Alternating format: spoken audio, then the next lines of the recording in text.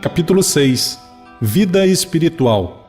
Espíritos errantes. Perguntas 223 a 233. A alma reencarna imediatamente após a separação do corpo? Algumas vezes reencarna imediatamente, mas na maioria das vezes só depois de intervalos mais ou menos longos. Nos mundos superiores, a reencarnação é quase sempre imediata, sendo aí menos grosseira a matéria corporal. O espírito encarnado goza de quase todas as suas faculdades de espírito.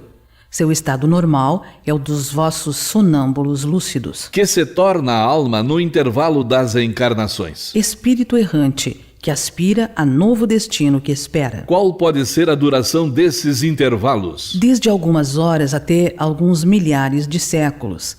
Aliás, não há, propriamente falando, um limite extremo estabelecido para o estado errante, que pode prolongar-se por muito tempo, mas que nunca é perpétuo. Cedo ou tarde, o espírito encontra sempre oportunidade de recomeçar uma existência que sirva à purificação das suas existências anteriores. Essa duração está subordinada à vontade do espírito ou lhe pode ser imposta como expiação? É uma consequência do livre-arbítrio. Os espíritos sabem perfeitamente o que fazem, mas, para alguns, é também uma punição imposta por Deus. Outros pedem que ela se prolongue, a fim de continuarem estudos que só podem ser efetuados com proveito na condição de espírito livre. A erraticidade é, por si só, um sinal de inferioridade dos espíritos? Não, pois há espíritos errantes de todos os graus. A encarnação é um estado transitório, já o dissemos. Em seu estado normal, o espírito é livre da matéria. Pode-se dizer que são errantes todos os espíritos que não estão encarnados? Os que devem reencarnar, sim, mas os espíritos puros, os que atingiram a perfeição, não são errantes. Seu estado é definitivo. No tocante às qualidades íntimas, os espíritos são de diferentes ordens ou graus, pelos quais vão passando sucessivamente à medida que se purificam. Com relação ao estado em que se acham, podem ser encarnados, isto é, ligados a um corpo, errantes, isto é, desligados do corpo material e aguardando nova encarnação para se melhorarem, espíritos puros, isto é, perfeitos, não precisando mais de encarnação. De que modo se instruem os espíritos errantes, já que certamente não o fazem da mesma maneira que nós? Estudam o seu passado e procuram meios de elevar-se. Veem, observam o que se passa nos lugares que percorrem, ouvem os discursos dos homens esclarecidos e os conselhos dos espíritos mais elevados que eles.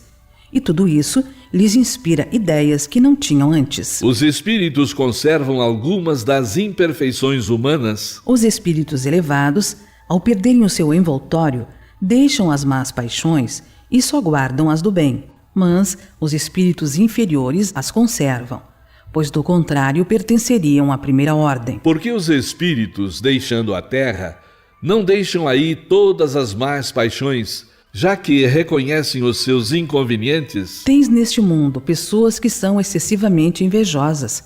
Acreditas que, tão logo o deixem, perdem esse defeito?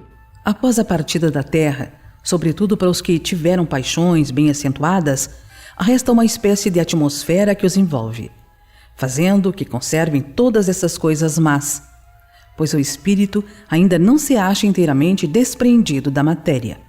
Só por momentos ele entrevê a verdade como que para mostrar-lhe o bom caminho. O espírito progride no estado errante? Pode melhorar-se muito, sempre conforme a sua vontade e o seu desejo, mas é na existência corporal que põe em prática as novas ideias que adquiriu. Os espíritos errantes são felizes ou infelizes? Mais ou menos, de acordo com os seus méritos.